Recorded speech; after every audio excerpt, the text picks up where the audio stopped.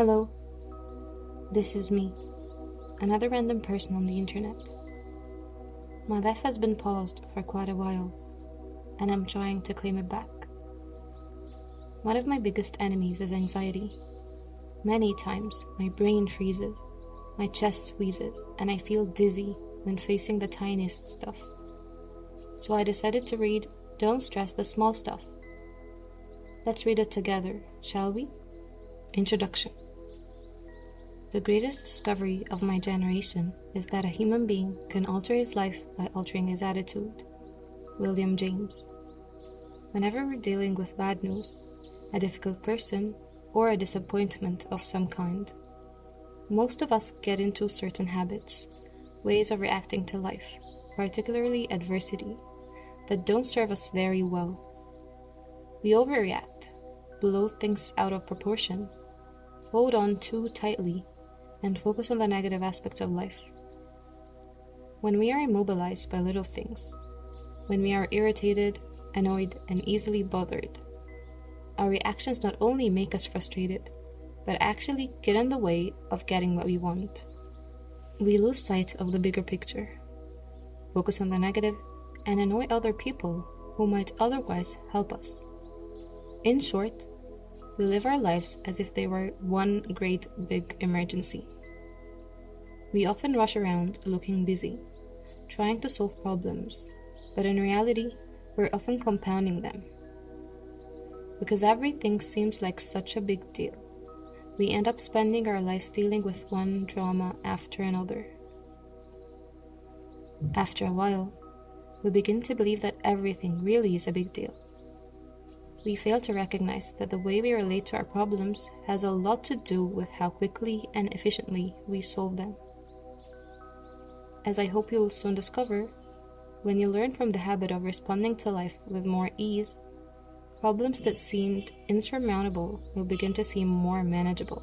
And even the biggies, things that are truly stressful, won't throw you off track as much as they once did. Happily, there is another way to relate to life, a softer, more graceful path that makes life seem easier and the people in it more compatible. This other way of living involves replacing old habits of reaction with new habits of perspective. These new habits enable us to have richer, more satisfying lives. I'd like to share a personal story that touched my heart and reinforced an important lesson. A story that demonstrates the essential message of this book. As you will see, the events of this story planted the seed for the title of the book you're about to read. About a year ago, a foreign publisher contacted me and requested that I attempt to get an endorsement from best-selling author Dr. Wayne Dyer for a foreign edition of my book, You Can Feel Good Again. I told them that while Dr. Dyer had given me an endorsement for an earlier book, I had no idea whether or not he would consider doing so again. I told them, however, that I would try. As is often the case in publishing world, I sent out my request, but did not hear back. After some time had gone by, I came to the conclusion that Dr. Dyer was either too busy or unwilling to write an endorsement. I honored this decision and let the publisher know that we wouldn't be able to use his name to promote the book. I considered the case closed. About 6 months later, however, I received a copy of the foreign edition, and to my surprise, right on the cover was the old endorsement from the earlier book from Dr. Dyer. Despite my specific instructions to the contrary, the foreign publisher had used his earlier quote and transferred it to the new book.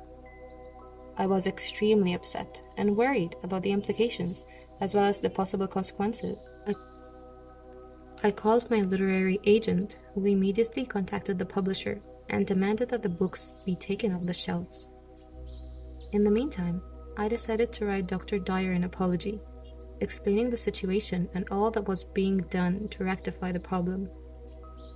After a few weeks of wondering about what his response might be, I received a letter in the mail that said the following: Richard, there are 2 rules for living in harmony. 1, don't sweat the small stuff. And 2, it's all small stuff. Let the quote stand. Love, Wayne. That was it.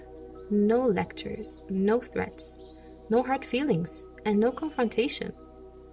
Despite the obvious unethical use of his very famous name, he responded with grace and humility.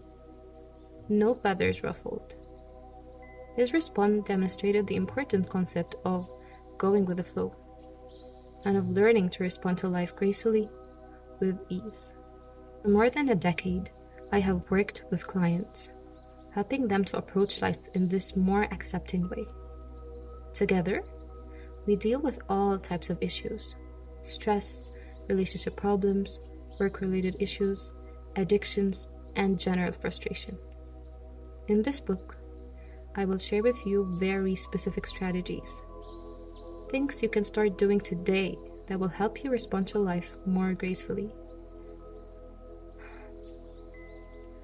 The strategies that you're going to read about are the ones that have proven themselves to be the most successful by clients and readers of mine over the years.